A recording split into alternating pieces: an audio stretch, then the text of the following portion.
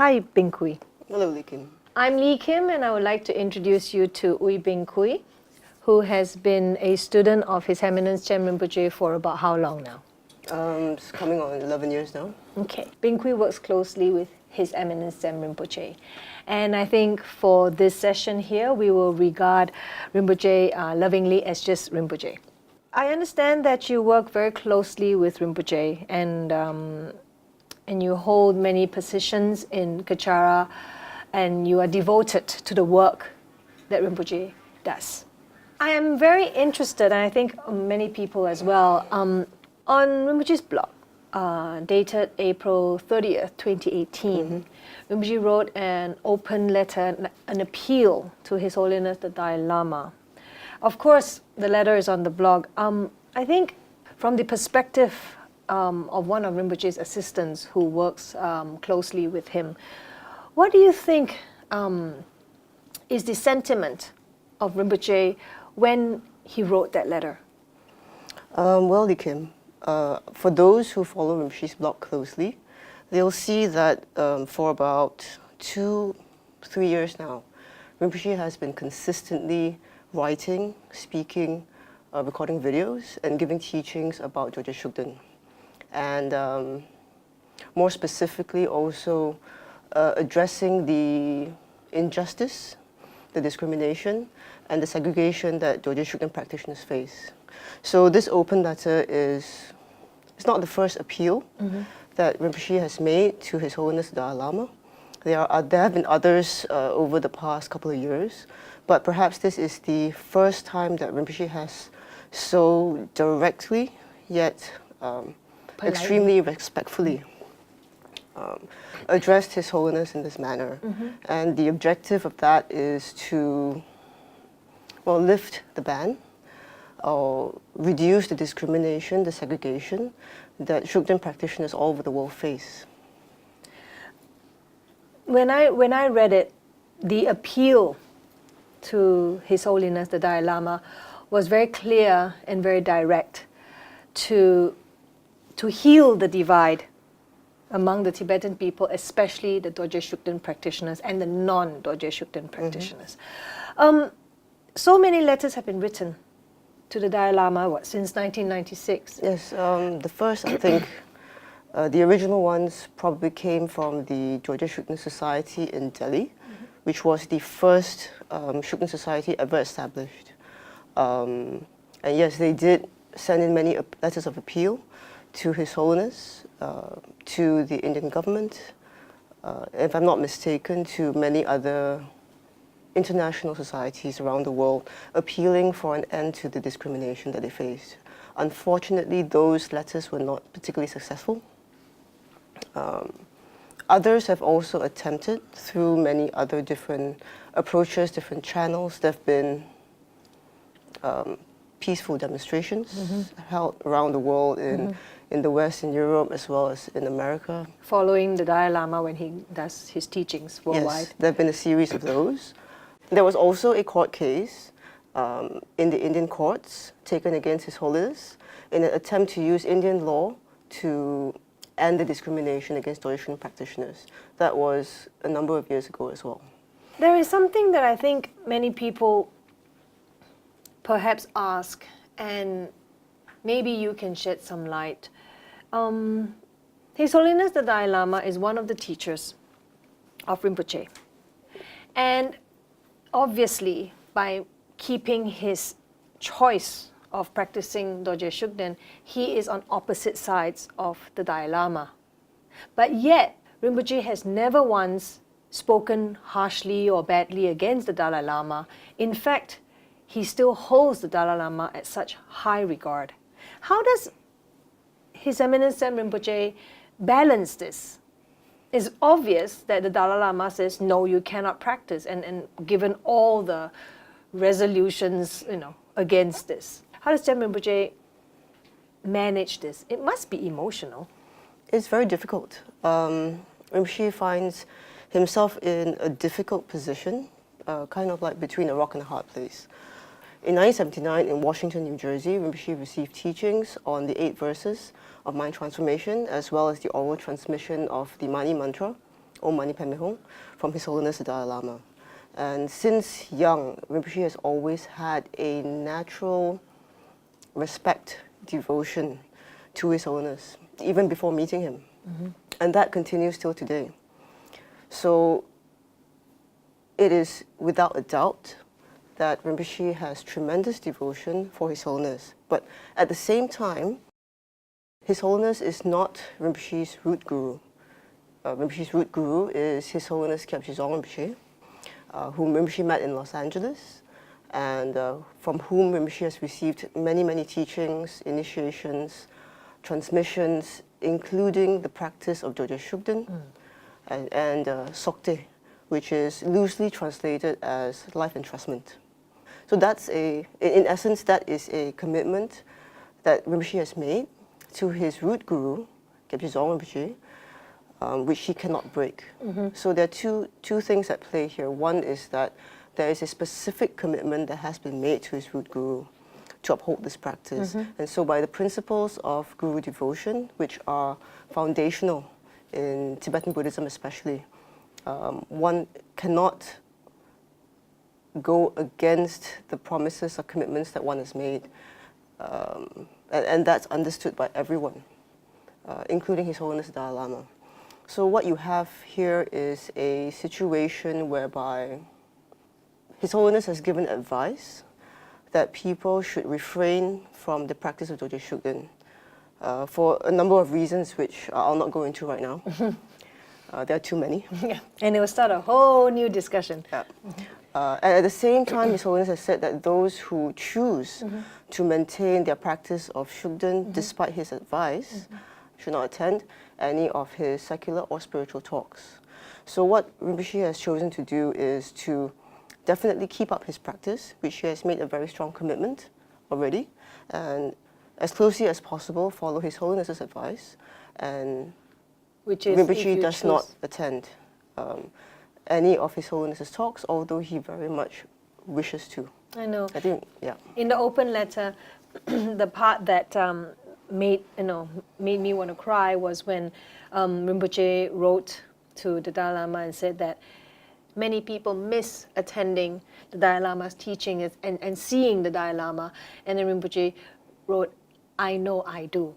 And he misses it so much. Oh yeah, there's a common misconception out there that those who practice Dorje Shugden are against His Holiness, but that's absolutely not true.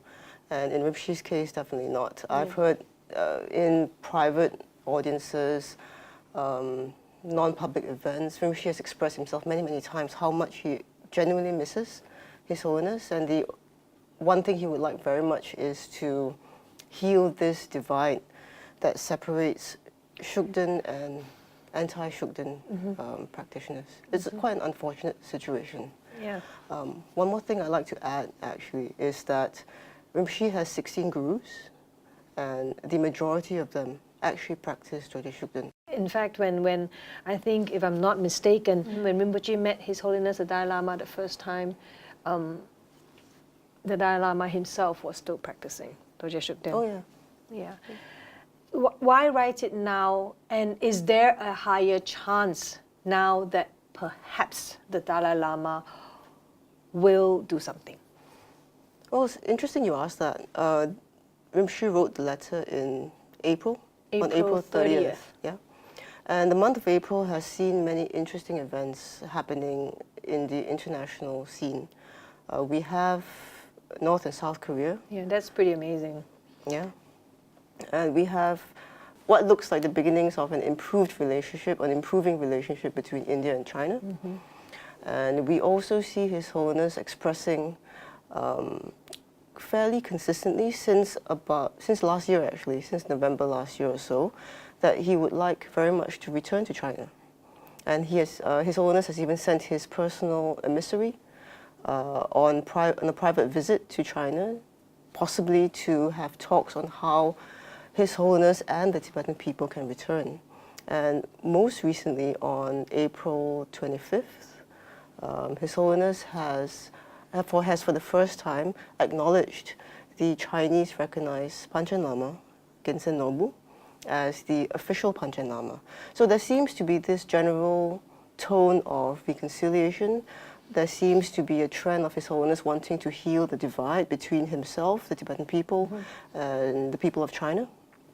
And so it is as good a time as any, really, for Rinpoche to make this impassioned appeal to His Holiness. Because what many people don't understand is that His Holiness is the ultimate spiritual authority for most Tibetans, perhaps even all Tibetans. And in 1996, when the ban first began, it was on the words of a single person, which is His Holiness. So it goes to reason that only His Holiness can lift the ban, if you like, or completely remove the discrimination that Shukden practitioners currently face by just making an announcement, by just addressing his people to say that Dorje Shukden practice is okay. Yep. And we don't need to do anything about it. Let's bring the Tibetan people together. And this is what Rinpoche would really like. Similarly, like how His Holiness at the airport just says that he's the official Panchen Lama.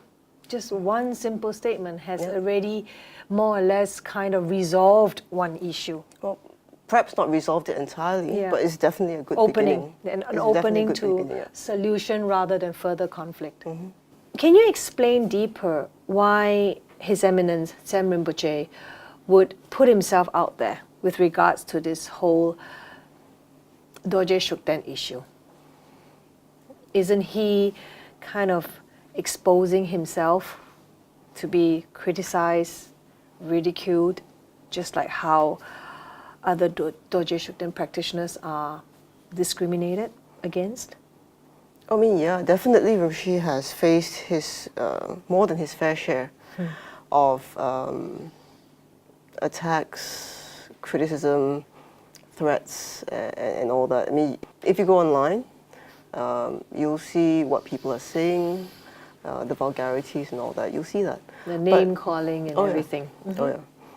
But I think why Rinpoche does this, Rinpoche's purpose is very, very clear. Apart from what I've said before about Rinpoche wanting to heal this divide between the Shukden and non-Shukden practitioners, Rinpoche has a bigger purpose in mind as well.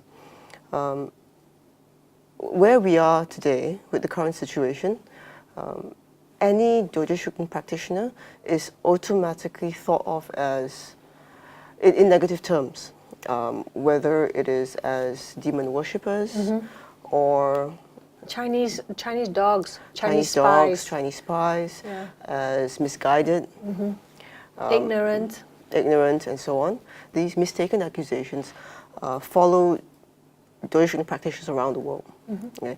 And more importantly, it also affects the good name of the Dorje Shukden lamas.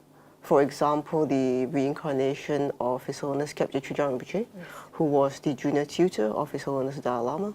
So his current incarnation lives in Vermont, in Chujang Buddhist Institute, and there are many others as well. For example, His Eminence Jomo Geshe Rinpoche, His Eminence Zemir Rinpoche. I mean, I could go on. There are many, many Dorje Shukden lamas around there, out there in the world. And the thing is, Dorje Shukden is actually a relatively minor practice.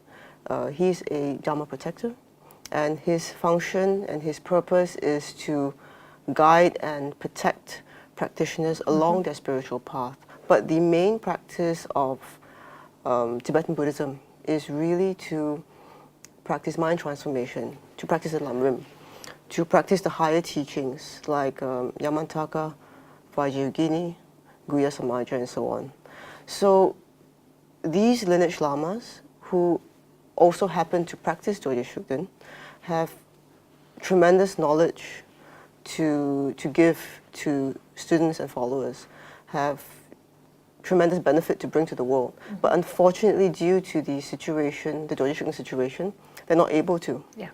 So Rinpoche has taken it upon himself to clear the name of Dorje Shukden, in the process clearing the name of what we now term as Dorje Shukden lamas, who are actually just high lamas. Yes. So that they can fulfill the purpose for which they took rebirth, which is to benefit many people. So that's really what Rinpoche is here to do. And Rinpoche is at the perfect age to do so. Many of the reincarnated lamas, whom I mentioned, they are still young. They're finishing up their education. The senior lamas, many of them have already passed on.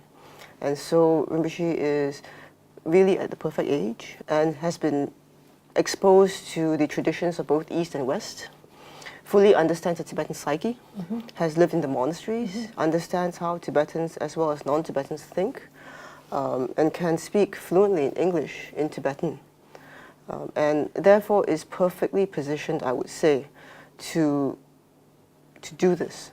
I think that's what you've shared will give more light to many people in terms of how Rinpoche thinks and the bigger picture that he sees. Thank you for that. What I've also been told by friends in Tibetan society is that many young Tibetans, as well as older Tibetans, have been listening to Rinpoche's talks, going on tsemrinpoche.com, which is where many of Rinpoche's thoughts are published, as well as the thoughts of his students. And many have written in or said anonymously, most of the time, that these teachings really help them understand what's going on. And it gives them hope. And comfort. And comfort. For those who have suffered tremendously over the last 22 years since the ban began, they find comfort that someone is speaking out for them. For those who have been confused, they find that they begin to understand what is happening and not just listening to what propaganda has out there. Yeah, but to really examine what's going on and then through logic and facts, think for themselves what's right and what's wrong, if you like. Like you said, Rinpoche is at the perfect age and position where his methods of delivering messages and having people think logically and making sound decisions or wise decisions, he appeals to both the young and the older generations. He kind of fills this gap. Yeah, and what people say as well is that they really appreciate how Rinpoche is extremely respectful to His Holiness. Yes. And I think that's something any Tibetan can identify with. Yes. And so it's also very encouraging for us, the students of Kachara, to hear that what we are doing is having some effect out there. Not just some. I think a lot of effect. I think that many people out there are millions of viewers and visitors to Rinpoche's blog. So I don't think it's a little effect. I think it's pretty substantial.